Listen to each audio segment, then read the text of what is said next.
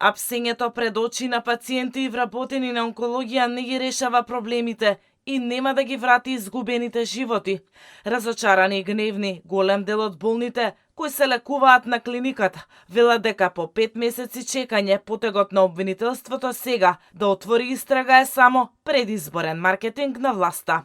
Според Александра Величковска, која со години се лекува на онкологија, екс-директорите Нино Васев и Нехат Нухи се само ситни риби во криминалната мрежа. Јас сметам лично, и ова на моја одговорност ќе го кажам, дека апсењето им беше наменски направено. Дали нас да ни замачкаат очи како пациенти, да не замолчат нас неколку што постојано искачаме во јавност, излегуваме, издаваме интервјуа и молиме да се реши ова што побрзо. Дали ни е политички поврзано? Тоа и со сигурност не можам да го тврдам, меѓутоа на очиглед на се така ке е, затоа што невозможно е таква проневера, таков скандал, таков криминал да направат само двајца. И тоа да бидат само директорите. И тоа се работи, сигурна сум, за мрежа која што е поврзана, и откривањето на сето тоа можеби би дошло и до некој најбитен кој што е во државава. Не можам со сигурност да кажам, меѓутоа ова ни дава такво знаење. И покрај обидот на институциите за расветлување на скандалот на онкологија,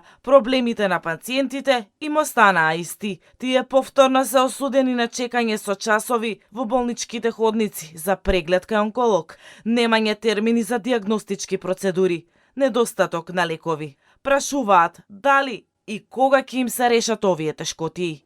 За сега лекови има, но сите истото го дават истиот коментар, затоа што сестрите на онкологија им кажуваат дека не се знае до кога ќе има. Тоа значи дека ние постојано сме на готов дека ќе бидеме вратени со причина дека во блиска иднина нема тендер или да се најде некоја причина зашто нема. За сега обвинителството осомничи 5 лица, покрај Васев и Нухи и уште 3 доктори онколози. Од обвинителството не ја исклучуваат можноста за проширување на истрагата.